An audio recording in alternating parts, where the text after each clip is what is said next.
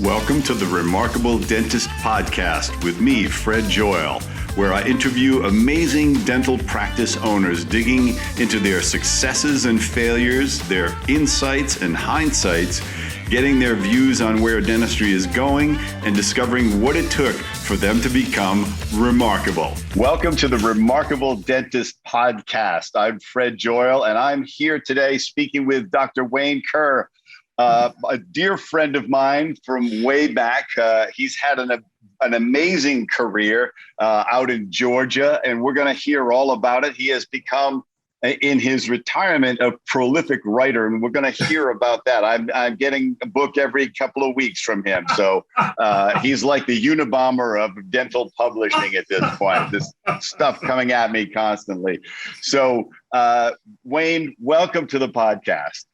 Fred, thanks so much for the invitation. It's such a pleasure and a privilege. I'm always humbled to have time with the great Fred Joyal. You've done so much for our profession, and you're such a leader. And I appreciate very much all that you share with all of us in the industry, because it makes us better in everything that we do in caring for our patients and serving our profession. Thank you.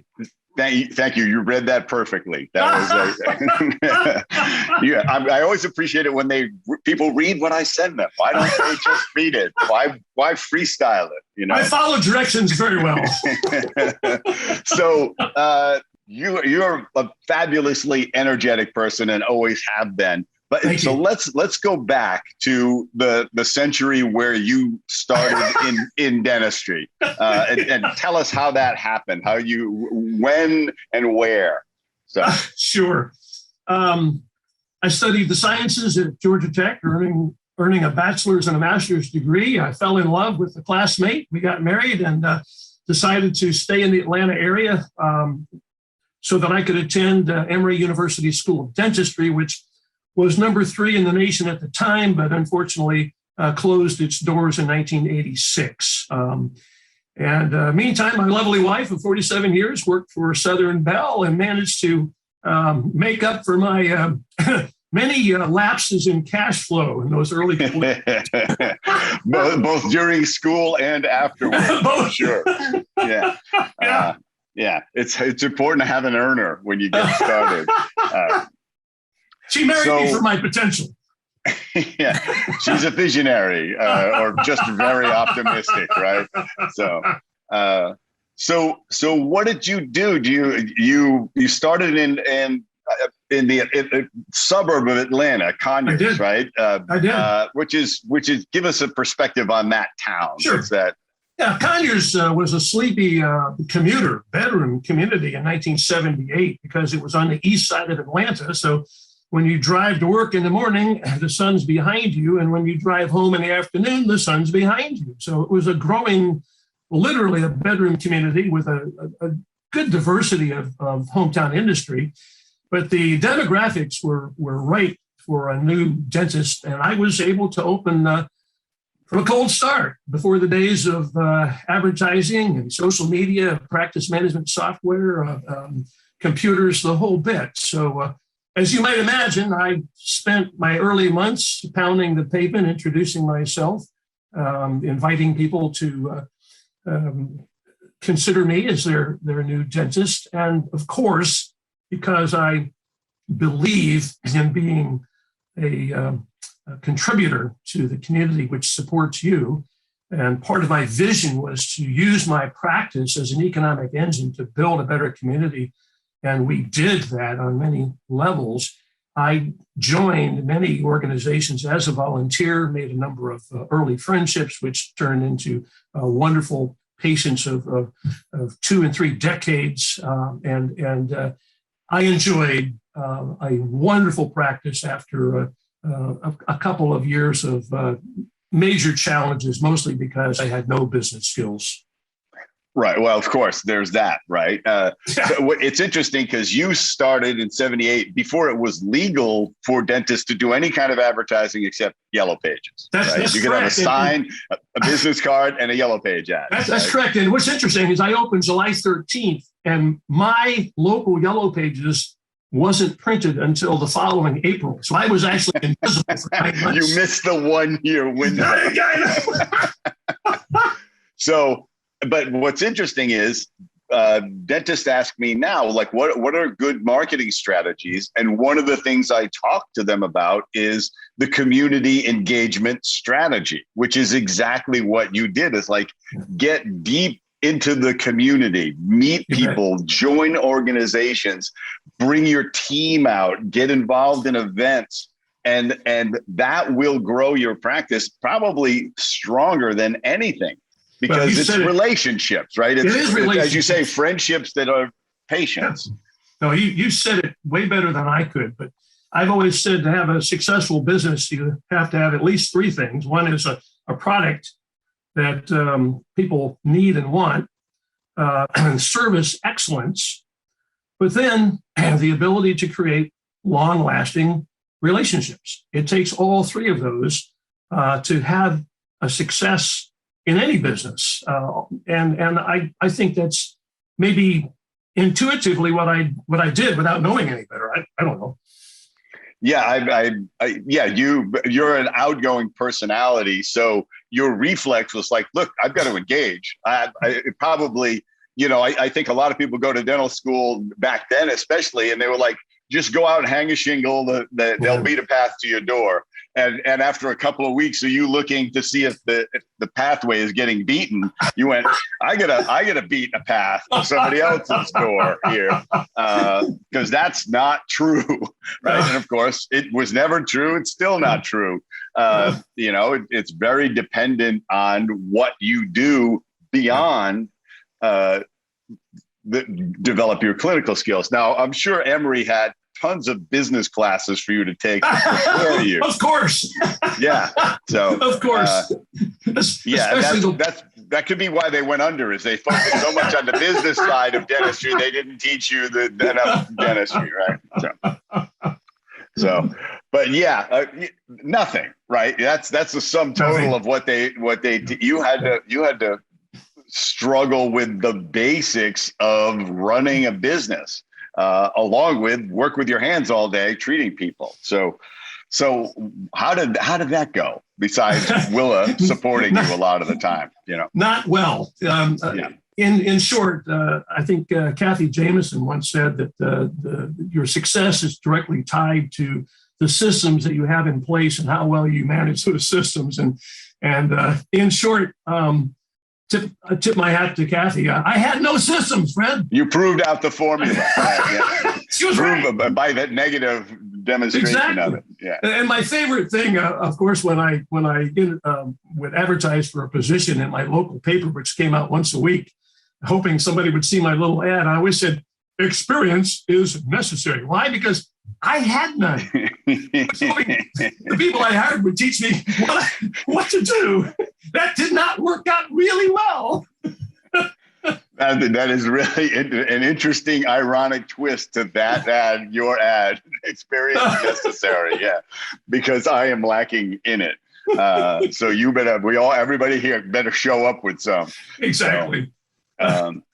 And so you probably found a cornerstone office manager or somebody, or you found some people who knew what they were doing. Yeah. Well, I was very, very fortunate that early in my career, I met the great Dr. Jim Pride, founder and former CEO of the Pride Institute. And, Dr. Pride was just legendary with his vision and his recognition that dentists had zero management training. And I was very fortunate to benefit from his many, many presentations over the years. I learned how to convert my clinical notes to well-crafted, minimally appointed treatment plans with high acceptance rates. We learned to pay our overhead by lunchtime every day, so the afternoon was essentially gravy, right? 83 cents of every dollar you produce after overhead is met is profit goes to the bottom line. It allows you to invest in your practice, invest in your team, add new technology, attend national conferences, et cetera. So I learned a lot. I got to stop there because a lot of dentists still don't process that the economic model of dentistry the way it is. It is a phenomenal business model because of what you just said. is that after you hit your overhead, you're at an 83% profit margin, right? Yeah. It's labs and consumables, Yeah. right? And maybe some employee time. But, dentists talk about it like when they go like, oh, well, I run at a, 70% overhead. And like, well, no, you don't. Not with all the other patients you add. Right, that's what you're averaging. Yeah. But you're at 100% overhead till you beat it, and then you're at 13% overhead. It is also, I tell people, this is why private equity is leaping with buckets of cash into dentistry, because it is one of the best business models there is. It's why dentists can run their practice so badly and still survive. Oh, it's amazing. That's amazing. Yeah. One of my favorite stories early on is my third month in business, and my wife, bless her heart, always paid all the bills, did all the cash flow documents, all that for me. And so third month in practice, we're having dinner Thursday night, and she asked me if I'm going to make any money on Friday or put any money in the bank because she can't pay the rent, which is due on Monday. And I said,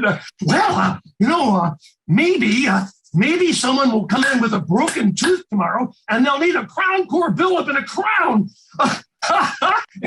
That's not a business plan. That's not so guess what? That's the weekend I learned about overhead. Oh, wow. Yeah.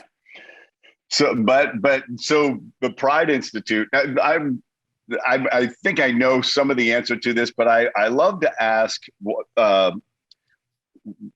who was it in your career that was pivotal, that you could look back and say, had it not been for him or her or this happening, I'd be somebody's associate now, right? Forever, who knows? I'd packed up and moved to a different state, whatever. That's a great question, and I actually can answer that question. And it's Amy Morgan, who was one of Dr. Pride's early consultants. And of course, after Dr. Pride passed away, Amy took over the company. And of course, that now is a component of basically Spear. Amy is president for Spear Practice Solutions. But it was Amy. Amy did a 3-day deep dive called The Dentist as Entrepreneur. It was taught by both she and Jim. And that was the light bulb moment for me. Wow. It's not just understanding cash flow, but it's understanding how to interpret your cash flow. And it's comparing your practice statistic each month to the best known practice averages in the country so you can see where your practice is out of alignment. And then guess what? If it is, you can do a deep dive and make an adjustment in month 3 rather than waiting till month 11. It's like knowing your break-even number. You've got to know every single day what you've got to produce and collect in order to pay the office overhead, to keep the practice open and meet the doctor's lifestyle needs. Otherwise, you can't serve anybody. And if you're not meeting your daily break-even point, it's a lot better to learn on the 11th or the 12th of the month than the 27th or the 28th, because you've got a chance to correct that issue. Yeah, that zeroes in on the concept of knowing your numbers on a daily basis. What are you producing this day? Because you can't fix it on the 28th, right? Correct. What could possibly happen that would allow you to solve that problem financially? So what happens is you're late on payments, right? until and some landlords are not tolerant of that. The electric companies are not tolerant of that. And of course, people like Google, the digital world, they shut you off the instant you're behind. Now it's a whole different world. So you got to be able to pay your bills, and you can't let it sneak up on you like that. So really understanding what you need to produce every day and what you have produced and where you are in the trajectory of the month is this basic, essential, and very risky not to know. You're going to be in a tight spot more than once. You got to know it, and you've got to annually plan. I mean, you've got to plan ahead. You've got to compute your fixed monthly costs, multiply that by 12, so you know your fixed annual costs roughly. You multiply that by 117%. Now you're allowing for your fixed and variable overhead. Then you add the needs of the doctor's lifestyle for the family, and any one-time payments like your ADA dues or your liability insurance. And so that total, whatever that total is, you divide by the number of days you've planned to work in the coming new year, and that's your daily break even. It's just not hard to do, and I don't understand why dentists don't do that. Because for the same reason that most Americans don't budget. They go, I don't understand why my credit card bill is due again. How could it possibly be done? What's all this stuff on it? You know, I mean, that's who's charging us. I still am amazed, and most people are. It's like if my credit card bill will come in and it'll be thousands of dollars, right? And I'll go like, wow, there must have been some big purchase on there. And I'll read through all of them. Nothing's over $200.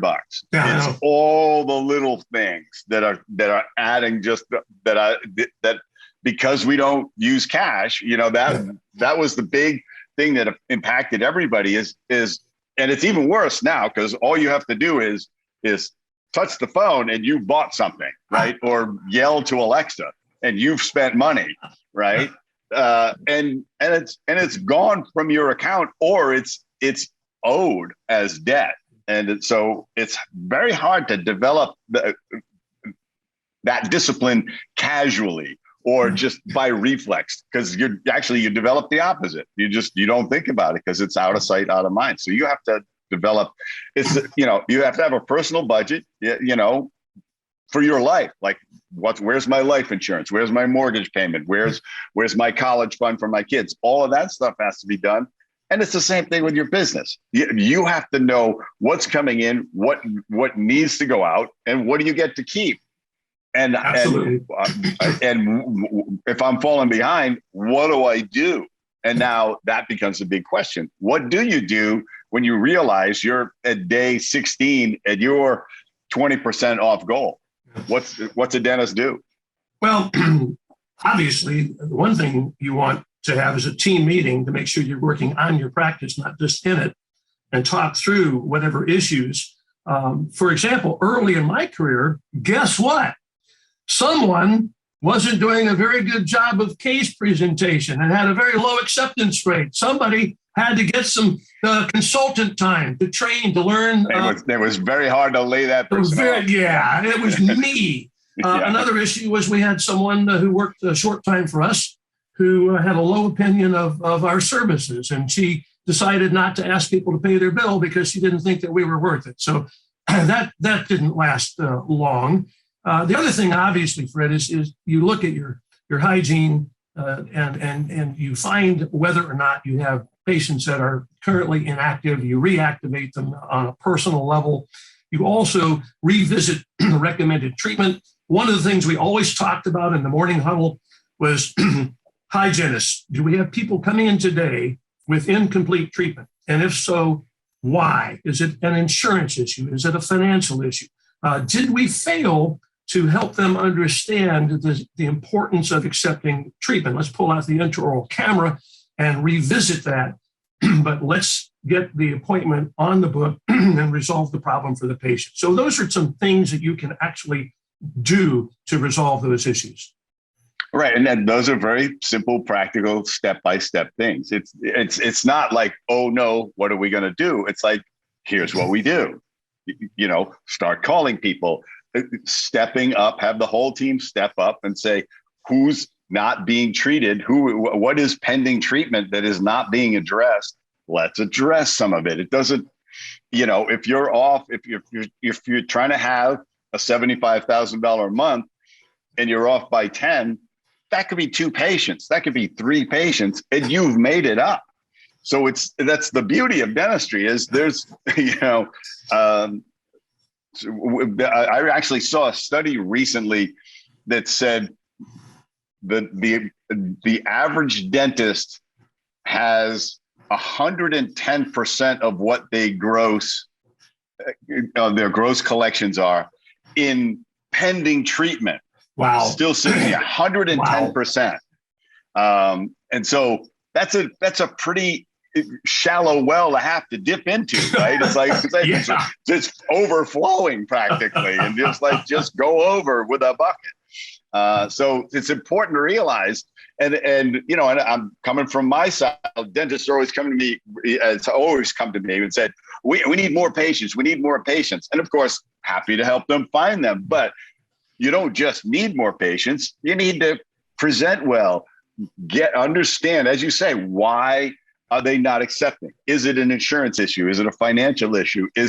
Did you not present the value to them, the importance to them? It means you gotta fix something, because there is the easiest thing to get across, then the whole team has to get across, is there is no upside to postponing dental treatment. Yeah. You don't win, right? It feels like you win because you didn't get drilled on and you didn't spend money, but you lost. It just doesn't look like it today. So when you can help people understand that, of course, you're going to shrink your pending treatment. So really great strategies that you just laid out very quickly. And so when did you feel like, wow, I've really hit my stride here? It would have been after outgrowing my second office and moving into my third in 1994. I know that part of my success was growing capacity. I outgrew my capacity within 3 years of my first practice and couldn't produce anymore because I only had 3 operatories. And you and I both know that that's not efficient. Right. Second office had 4, and I outgrew it and moved into a beautiful, very high-end building in the middle of an old pecan grove. Gorgeous facility up on the second floor, 270 degrees of glass, had a lot of beautiful art and sculpture and windows everywhere, just a wonderful place to practice. And at that point, I had created the dream team. I think Mark Hyman talks about the dream team, and I was blessed, like he was, to have 2 hygienists for 22 and 24 years, and an office manager for 23 years, and the chair side for 17. And all you had to do was lead and inspire, Fred, because we were in business nirvana. All I did was diagnose, treatment plan, and inspire my team at the morning huddle. Let's go, yeah! And they made everything happen. They just told me what room to go in. Yeah, it was a wonderful. So that probably 1994. That's when I really hit that $1 million stride and consistently produced I think in the top 10% of the industry for a number of years. And every day was just such a joy. Every day was a joy. Yeah. Okay. So now let's visit, what do you think your biggest mistake was along the way? That's an easy one. In 1988, 1990. In 1990, I had maximized my capacity once again. I had 2,200 patients of record, and I very desperately needed to bring in an associate at the time. And I couldn't pull the trigger on it. Emory had just closed. There weren't any new Emory grads that I could meet or talk to. I lacked the comprehension of how to bring in an associate, and I didn't at that time in my life have a relationship with a trusted practice broker who could hold my hand and say, here's how we'll do that. So I know that my practice could have been enormous years earlier. Am I sorry that we didn't grow? No. Do I have any regrets? No. Was it a business mistake? Of course it was. But in the end, I was very happy. And as you indicated earlier, when I retired, it was a challenge to say goodbye to some people I had loved and cared for many, many years. And although I was psychologically and financially and emotionally ready to go away, I was still very touched by the love that my patients showered upon me. Yeah, and so when was your official retirement? Or official, not practicing. Well, there's a caveat to that. I actually sold my practice a couple of days after I turned 62. which was always my plan. I had been and that was what, 30 years ago? 30 years. You're a funny man, Fred. No, that was 8 years ago.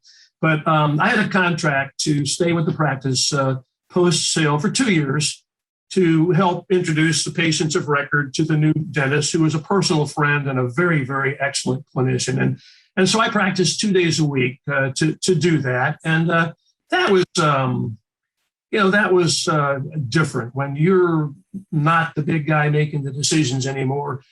Some of that was rather awkward, but it was important to provide the goodwill to the new practitioner.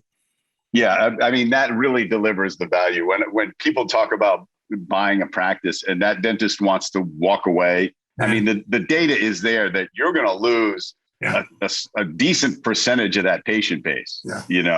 So if you think you're buying 2,200 patients and that dentist goes, I'm out. Right?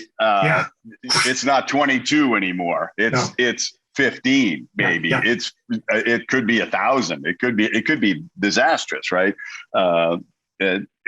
So when what you did and acquiring a practice that way with keeping you involved allows for that for you to basically do the handoff. It's a baton pass, right? One patient at a time, and also the patients feel cared for because you're not cutting and running. Right. And of course you get to build the new person up. You say, look, this person, he's come out of school with more skills than I acquired in 30 years. Right. Because back when I was at Emory, everything was belt driven and everything, so be happy, so this leads me to another question about technology. Give me your phases of adaptation where you saw pivotal changes in technology for yourself. The biggest one is 2004, and it's all Imtiaz Manji. I did a presentation, or I attended a program, and I can't recall. It was a leadership program, and anyway, it doesn't matter. But it was 3 days out in Phoenix, and one of the things that Imtiaz talked about was imaging. And I was still using film in 2004, but I knew that there were many advantages to digital imaging. And I bought the beautiful sensors in 2004. I converted the entire office to digital radiography, including the digital pan and the workstations.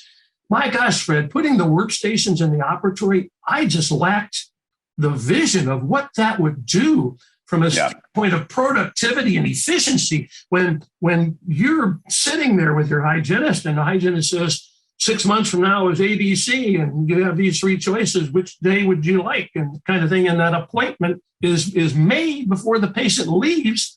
And it not only gets that commitment from the patient to return, and we had a 96 or 97% success rate with recall, but also it reduces the burden on the business office, because all they really have to do is do the handoff, collect the fee or whatever, and thank the patient for coming and say, hey, we can't wait to see you again. We love caring for you. Goodbye. And it's like, wow. So that was a watershed moment for me. And I think the other one was, oh heavens, the other logical thing. I'll think of it. But there was another technological change that we made earlier that was. Well, I know you used intraoral cameras, but did you? That was it. I'm sorry, the intraoral camera. I'm sorry, that was the other change. Yeah, thank you. We had the cart like Dr. Hyman did, the $30,000 cart. Let's bring in the secret weapon. Kind of like, yeah. What we learned is if it's not easily available, you don't use it. Yeah. We put in intraoral camera. That was in the mid '90s. I'll tell you a funny story about that. When I did that, had the intraoral camera in all 5 operatories, it was $22,700. And I thought, well, that's a big check. the first day I used that camera, was on an emergency patient, came in and said, my crown fell out. Well, I'd never seen this guy before. My crown, well, and he had a 3/4 castle anomaly on tooth number 3. And the crown fell out because the tooth was split vertical. And I took a picture of it. I said, I don't know if you can understand what I'm showing you, but your tooth is split down the middle. I can't re-cement this crown because the tooth can't be saved. It needs to be extracted. He said, I want you to cement it. I said, okay, look, I'll put it back in, but this tooth has to be extracted, and I'll appoint you or refer you to our surgeon. So anyway, I put it back in, knowing it's going to fail. A week later, he comes in with an attorney to sue me for fracturing his tooth. And you happen to have a photograph. Pulled out a pre-treatment photo. I said, well, here it is in photo. Here it is in the notes. I told you it was split. Couldn't be saved. $22,000, $700 premium payment on my liability insurance. Like, yes. Yep. Yeah, no, that an enormous side benefit. You know, you have diagnostic proof, right? It's not scribbled notes anymore. You know. No. By the way, I was only threatened. I was only threatened with a lawsuit twice in my career. That was the first one. And wow. Yeah. Well, the lawyer walks away. He goes, loser, right? This is I'm not taking this on contingency, right? The insurance company is not going to write a check to make me go away, right? No. So yeah, very, very powerful stuff. And of course, that's the way technology is. And one of the things it does is it reduces the friction when you talk about being chairside, being able to make an appointment. It reduces friction all through the business because the patient doesn't have to rethink or get reconnected, contacted and appointed somehow. Oh, let me know when I'll let you know when I can get in. It's like, no, let's get you in. If you have to move it, we'll move it, right? It's such basic language that people go like, when somebody says, I don't know what I'm doing 6 months from now, it's like, you guys used to say this, right? Oh, well, you're coming here. I'll tell you what you're doing 6 months from now. You're coming here. I like that. We'll move it if we have to, but let's get it in because right? Because 6 months will turn into 9 if we let it. And that's not, you don't like those cleanings at all, do you? No, I don't. Good. Let's book it. You know, it's just a play with human nature, but the technology reduces the friction and reduces the workload. Right. Yeah, when, it's just like charting. When you're charting somebody's, gum recession, right, or pockets or whatever, it's going right immediately into the digital permanent file of the patient. There's no, I'm going to write this down and then we're going to stick it in a file. We're going to shove it on the wall and I'm going to look at it later, or 6 months or a year from now. Mm-hmm. So that eliminating that wall of files was, and that you did it way back then, made a huge difference. It took a while for dentists to really say, I could do that. Yeah. Another big milestone in the year 2000, I was the first dentist in the state of Georgia to invest in the software to electronically file for the patient's claims. And the software cost $30,000 in 2000. And I'm not making this up. People actually would drive from the big city of Atlanta at the end of the day to find out how we did that. And it was like weird. It's like, okay, well, you push this button. Yeah. But sorry about the drive. Exactly. I mean, I've always said that $30,000, we recovered that in the first year. Patients were paid or reimbursed under state law within 10 business days. And we would tell people that we had filed their claim electronically before they got to their car in the parking lot. And it was remarkable. And that, from a technological standpoint, as far back as 2000, was a game changer. And I will tell you, this is me. This isn't other people listening. But in 2000, I sent out a very well-crafted letter, and I talked about why we would still file a predetermination of benefits for the patient's information about what their benefit would be pre-treatment, but we were no longer going to accept any direct payments from the insurance industry because, if you remember, in the late 90s, Fred, Well, I almost mentioned a name. I won't mention a name. Thank you. But you will remember that some of the major insurance players were deliberately shorting the 100% payment for prophies and hygiene checks by $1 or $2. And under the State Practice Act, we weren't allowed to forgive a fee. We had to collect that fee. So we were spending $8 to send an in to get $1 or $2. And I wrote a letter saying we can't afford to do that because it's increasing the cost of dentistry for everybody. So even if you have insurance, guess what? We're going to ask you to use your Sky Miles card on the way out, and you'll have a month to pay your bill. Guess what? We're going to get you paid within 5 to 7 days, so you'll have the money before your bill is due. And I lost, and my friend said, "Don't do that. Don't do that." I lost less than 3% of my practice over that change. And boy, did that ever streamline our business. Yeah, it's so interesting. You learn to make these investments. Like a lot of dentists would go $30,000 for software. I don't have that. I can't do that. I don't know when I'm going to recover that. You learn to connect the dots. You say, okay, I'm going to get an intraoral camera. It sounds expensive, but it's not. It's an investment that pays for itself. If it pays for itself in a year, that's fabulous. 2 or 3 is fine. But some of this stuff, pays for itself instantly. It's like cone beam, it's going to pay for itself in a patient or 2 a month. It's going to make the lease payment because there's nothing more persuasive in my mind than a 3D image of the person's soft and hard tissue. It's like, here's everything that's going on here. This is the bone density you're losing with those missing teeth. What bone density? What? Wow. Tell me more about that. And so all of a sudden that tool is incredibly persuasive in case presentation. It's like, let's look at it together. Instead of, here's this little black and white piece of film. You see there, right there, that's a lesion. I've got to get rid of that. Like, you can see that, doc. So, yeah. Put it on the big screen, and so in retirement, you pulled out the keyboard and it kind of went wild. So I remember you wrote one book and you said, "Could you read this? Could you tell me what you think?" And that was a while ago. But I'm gonna hold up. It's because of the way the cameras work. You can't see it. But this is what's going on here. This is my bathroom. It's I can barely see over the toilet. They're stacked up so high. So. Well, Fred, you were very gracious. Go ahead.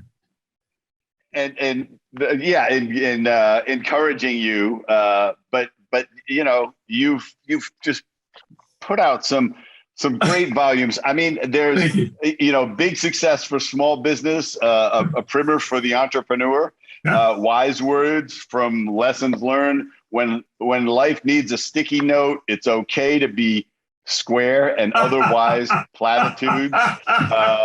And then, but the one that interests me that I think is I don't want to call it a deviation so much as just a different is when mom and dad need help. Talk about that one.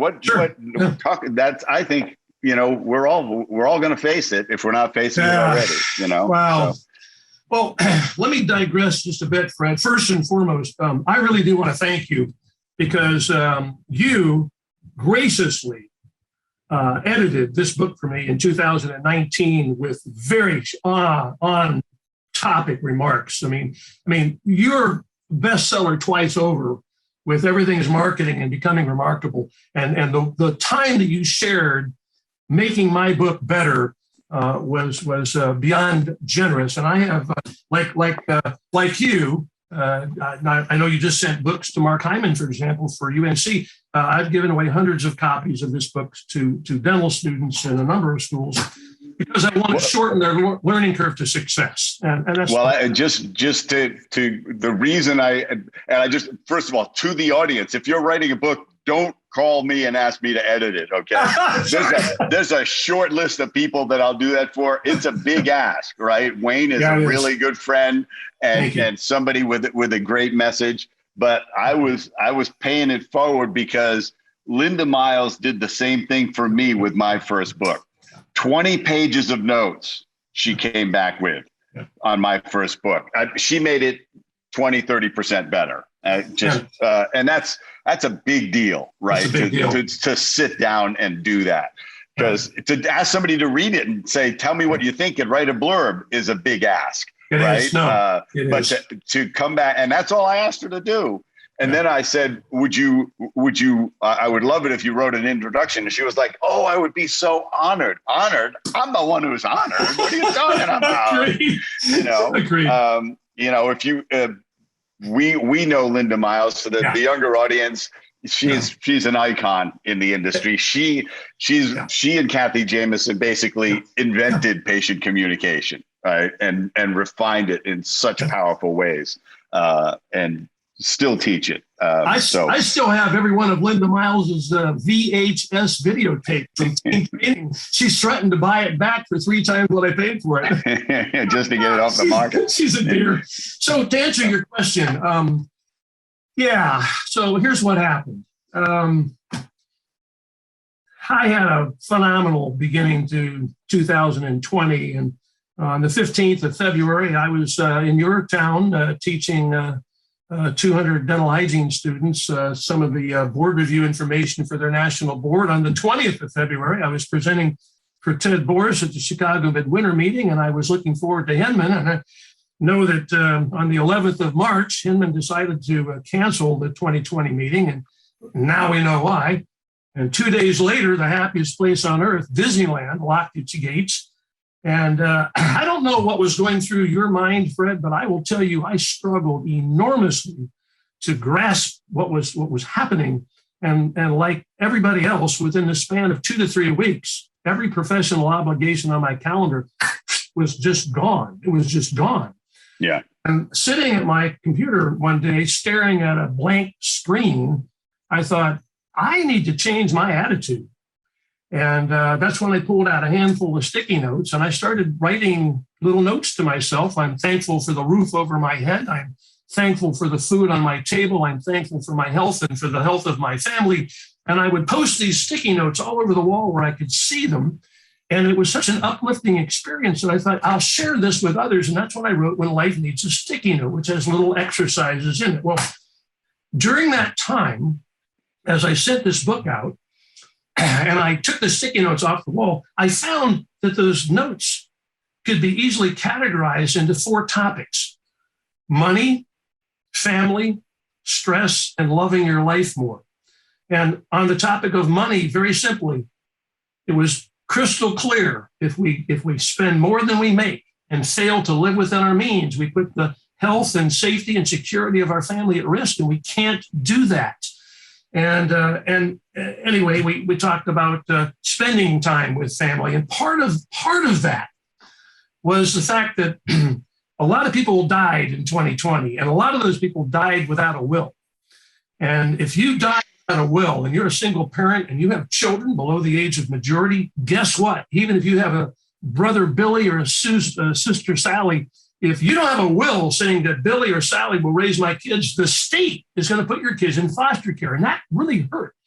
And then we know that 2020 was not a good year to put a loved one in a nursing home. But several of my friends faced that issue. And they called me because they knew that my wife and I had taken care of her mother for the last 8 years of her life.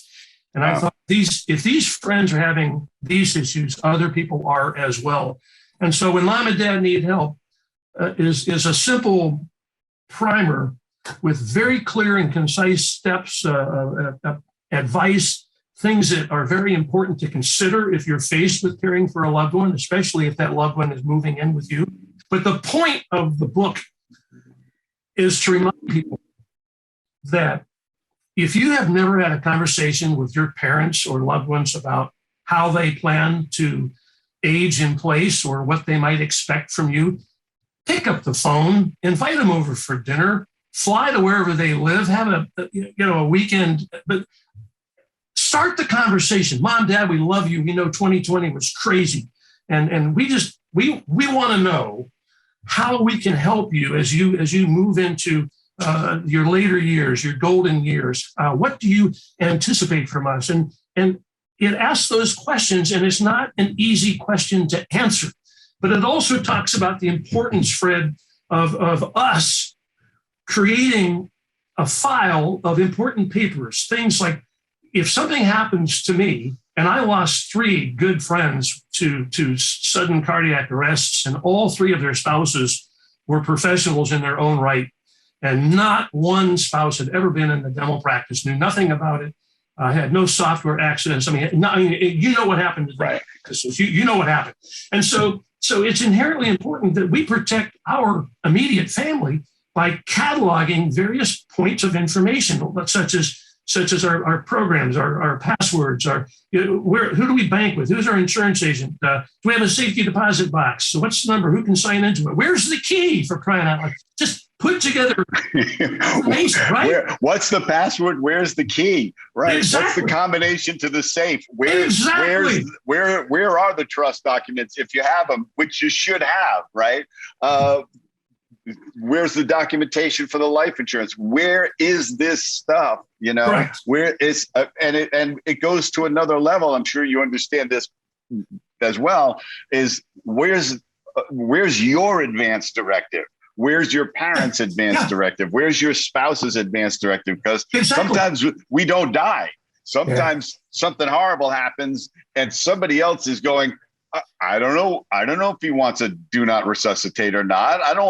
Don't put that on me. And it's like, my brother knows exactly what to do. So he doesn't have to think, he doesn't have to make any decision. It is spelled out. There's like no heroic measures, on and on like this. And he has a file with all my passwords and all my accounts and who owes me money. Wayne Kerr owes me $10,000, right? And the check is in the mail. The 20% interest per annum since 1992, right? So get it from him, but it's all that stuff, because I own little pieces of all of these companies and stuff like that. And like, nobody, how is anybody going to figure that? I barely can figure it out sometimes, right? So don't put somebody in that position and assume you're going to live forever. It will be great. And hopefully you live a really long time, and so do your parents. But not everybody dies in their 90s, okay? My dad died at 60. My mom died at 77. So my brother and I know, right? That and my dad, it was the same day, gone, right? So there was no way to prepare for it, no way to ask him anything. I didn't even see him. My brother saw him, but I found out after, so it's so great that you've created this. And it's one of those things I would love to drop it in everybody's hands, because stop thinking that you don't have to get to this weekend, No, you're so right. You've said a mouthful. And on that same topic, as you just mentioned, advanced directives, it's critically important that we have the needed documentation if we are caring for a loved one, specifically a current will and a current living will. But equally, you have to have a financial power of attorney. I think it's some 73% of caregivers in the U.S. today are caring for someone with some form of dementia. So you're going to be responsible for their finances at some point. So you've got to have that document. And of course, without HIPAA. Because you can't even get their money, right? Their money, their assets, their 401ks, all of that's trapped, right? Because they don't remember how to get into it, and you can't sign anything, right? No. And then HIPAA. They don't know what you're talking about when you bring it up, right? Yeah, that's true. Wow. Yeah. And then, of course, HIPAA authorization, so you can talk to their physicians and caregivers. Right. But thanks, Fred. That's great insight on that book. And the other 2 books I wrote were just fun. And these wise words, and it's okay to be square, came from the great response I had from friends and colleagues to the sticky note. And I will tell you, wise words is principally comments that my dad gave to me growing up. Like when I asked him, if we weren't rich, how come he only bought Craftsman's tools? And he said, well, son, we're too poor to buy cheap. Buy quality, take care of it. It lasts a lifetime. And that stuck with me since I was 9 years old when he told me that. That's a big one. Wow, that's an enormous piece of wisdom. Yeah. It worked in the dental office too. We stuff. Yeah. So it's okay to be square. That came from a recognition that it's from my 50th high school reunion in 2019. And I tell the story in that book about how I'm just taking it all in, feeling so blessed to be in this sun-drenched patio in Winter Park, Florida, with all these friends and classmates and loving a life and just imagining how could I be this blessed. And then a couple of people say, oh, Wayne Kerr, you're always the life of the party. And I thought that's really funny because I was never invited to a party because I was a pimple-faced nerd dressed by Sears, right? I was never popular. And it reminded me of a conversation I had with my dad. I was in junior high. We were gardening one Saturday morning.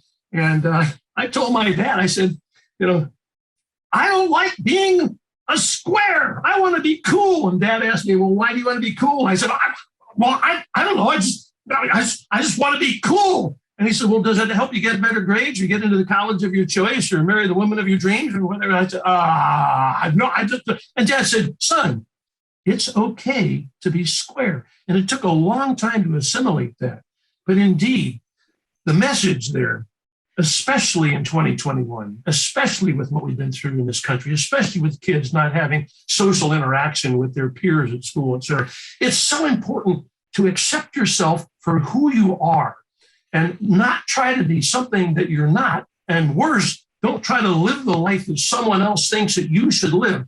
Be yourself, be content with yourself, and be happy for who you are. Powerful words, truer words were not spoken, certainly, and even in this podcast. I grew up the same way. I was not a cool kid. No. I can't even imagine that.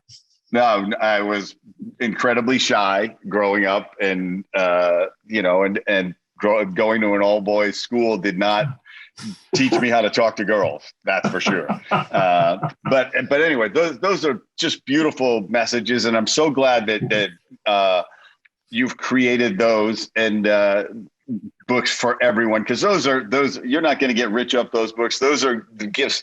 Those are acts of generosity, sharing an abundant life abundantly. And so I admire you for that. And I just want to remind you to when you write your will, that just include me, right? It doesn't have to be a lot, right? I'm going to need a lot of plastic surgery and stuff like that over time, and I'm not going to be able to afford it all myself. You will always be better looking than I am at any age. So, Wayne, this has been a pure joy, and I can't wait to see you in person. I feel like I ended every podcast this way. I can't wait to see you in person again. But we'll see each other soon, and thank you for your sharing of this incredible journey that you've been on. And I wish you many more expressions of learning and wisdom that you've acquired, putting out there in books. And I'm happy to give this opportunity to my audience to meet the great Dr. Wayne Kerr. So thank you again, my friend. Fred, thank you. It's been a privilege and a joy. I wish you every blessing in the coming new year. Thanks, my friend. Thank you. Yeah. So to all my listeners, please share this podcast if you found it valuable. And I hope, you do take the time to deal with your future planning and your parents' future planning. If you get nothing out of it but this, that's going to be more than enough for me and for Wayne. I think that's such an important, vital message. Subscribe to the podcast, pass it around, and keep on becoming remarkable. Cool. Thanks.